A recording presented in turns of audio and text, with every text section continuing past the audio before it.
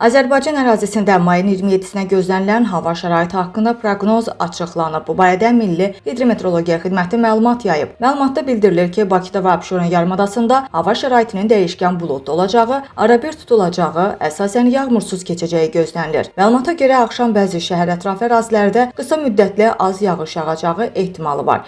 Şimal-qərb küləyi gündüz şimal-şərq küləyi ilə əvəz olunacaq. Havanın temperaturu gecə 16-19 dərəcə isti, gündüz isə 25-30 dərəcə isti olacaq. Azərbaycanın rayonlarında havanın əsasən yağmursuz keçəcəyi, lakin axşama doğru bəzi dağlıq və dağətəyi rayonlarda arabir yağış yağacağı, şimşək çaxacağı ehtimalı var. Ayrı-ayrı yerlərdə qısa müddətli leysan xarakterli olacağı, dolu düşəcəyi ehtimal olunur. Gecə və səhər bəzi dağlıq ərazilərdə arabir duman olacaq. Mülayim şərq küləyi əsəcək. Havanın temperaturu gecə 15-20 dərəcə isti, gündüz isə 27-32 dərəcə isti olacaq. Dağlarda isə gecə 5-10 dərəcə isti, gündüz isə 15-20 dərəcə isti olacaq.